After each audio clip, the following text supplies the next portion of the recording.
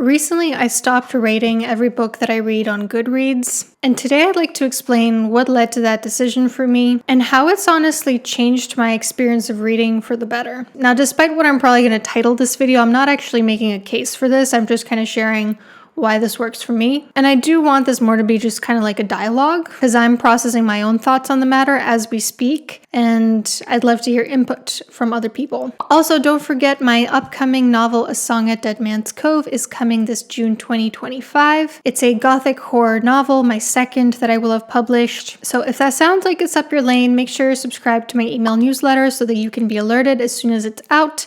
That is at drannayuden.com. Without further ado, let's talk about the case against rating books.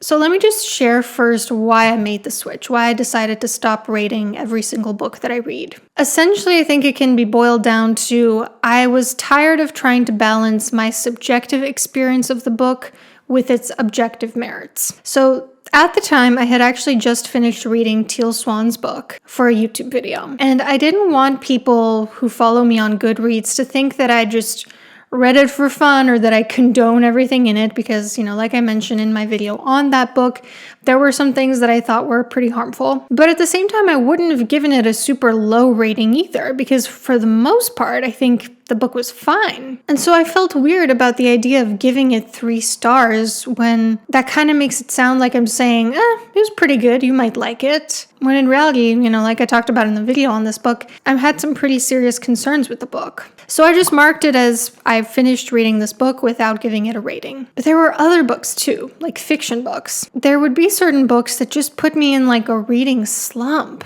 And subjectively, I couldn't stand them. I dreaded reading them. But I didn't want to give them a bad rating because I didn't think they were bad books. I just didn't think they were the book for me. As an author myself, I typically try to give other authors charitable ratings because it feels unprofessional to dunk on my peers, because I recognize my own subjectivity, because I understand how much work goes into writing a book, and honestly because I've never genuinely read a book where I felt, wow, this is terrible, this should have never been published. And initially I was like, oh, it must just be because those books don't get published, but I thought about it and I was like, no, like I've definitely seen some really bad books out there. I think I just don't buy them.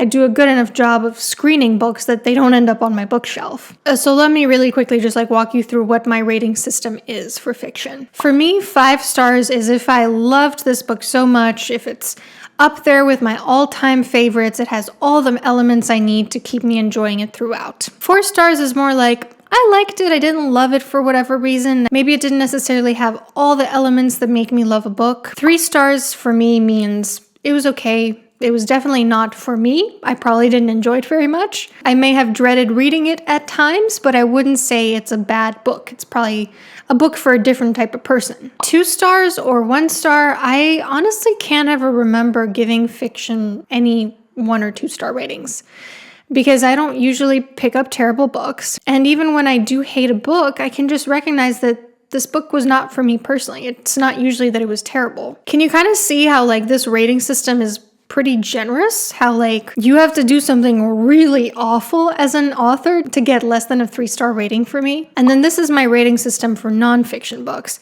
5 stars to me is okay, this is an incredibly important book. It's aligned with my core values. I think everyone should read it. 4 stars is this is a useful book. It was enjoyable, but maybe not mind-blowing. 3 stars is this was a somewhat useful book. It's probably overly repetitive or not structured in the best way according to how I best think about things. Maybe not expressed in a way that hooked me so much. 2 stars for me is not a good book. Irresponsible somehow, extremely repetitive or uninteresting. And 1 star is either not what was promised, intellectually dishonest, huge logical gaps, offensive in some way, poorly researched. I do give nonfiction books 1 and 2 stars because that's different for me. Nonfiction for me is more about the content. Fiction for me is more about how well it's written. For example, last year there was a book that was marketed as being about optimism. And it ended up just being like Christian toxic positivity. It was like written by like a priest or something. It had nothing to do with optimism. I'm curious, is your rating system any different from mine? Let me know in the comments. Do you think that my rating system is quite charitable? Is it similar to what you rate things? But anyway, I started only rating books when I felt really sure how many stars they deserve. So for example, my last 5-star read was High Conflict. I loved that book. I praise it to everyone who will listen. That to me deserves 5 stars. But then in terms of fiction, I recently read So Thirsty, and I didn't rate it because at first it started off as 3 stars. But the second half really fell off for me. So I didn't want to give it 3 stars if I felt like that was more than it deserved, but I also didn't want to give it less than 3 stars because I feel like it was a fine book. And this is what happened when I actually stopped rating every single book. I feel like I stopped reading from a judging sort of place. I always hated that about rating books, that it feels pompous in a way. While I'm reading a book, instead of enjoying the experience or immersing myself in it, to constantly be checking in with myself and wondering, what is the objective merit of this book? And like, you guys know my stance by now too. I don't think there's ever such a thing as an objective rating. And also, like, who cares what I think? You know, there are so many people out there that act like they're Goodreads influencers or something, and it's literally not that serious, you guys. So that's one thing that changed, is I really love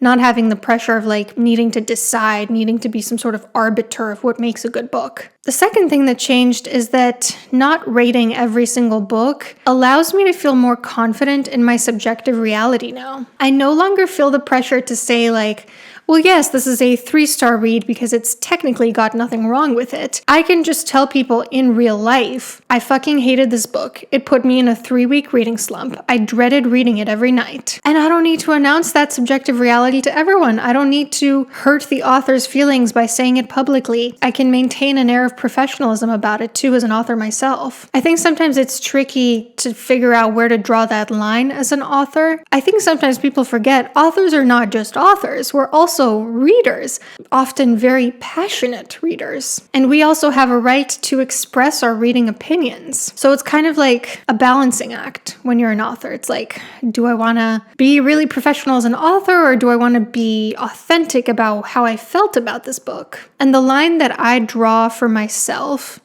is I don't typically dunk on a book unless it's like an absolute viral best-selling hit, and I feel like it is grossly undeserved. And my criticism clearly doesn't matter to this author because they're rich and acclaimed.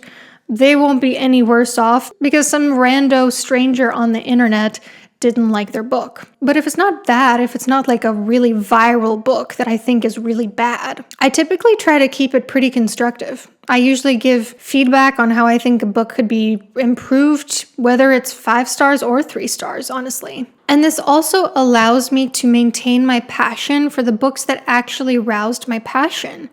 Because why should a book that I really enjoyed be 4 stars if a book that I fucking hated is 3 stars? I could just not rate the one that I didn't enjoy and instead focus my passion on the one that I did really enjoy. So from here on out, I'm sure nobody is fucking refreshing my Goodreads page because people have their own lives, honestly. But if for some reason you do see what I'm rating something on Goodreads, if I don't rate a book, it probably means I'm deeply ambivalent about it. And if I do rate a book, it's probably something that I feel very passionately about, whatever I rate it. But lastly, I think not focusing so much on rating books has allowed me to honor the fact that books are a work of art. We don't need to quantify their worth, but rather just experience them in whatever subjective way they have moved us. I think there's something about the quantification of book ratings that steals from their magic. Unless, of course, you love a book, then I think it only adds to the magic to talk about how much you love it and how you think it's 5 stars. But otherwise, books aren't meant to exist as perfect works of literature. They're meant to make us feel things, even if that something is contempt sometimes. They're tools to help us process through our feelings. They're not something that we need to assign a grade to. But what are your thoughts on this topic? What does your book rating system look like? Would you ever try not rating all the books? Or maybe you already do that. Let me know what you think about this. Hope you have a nice rest of your week, and I'll see you soon.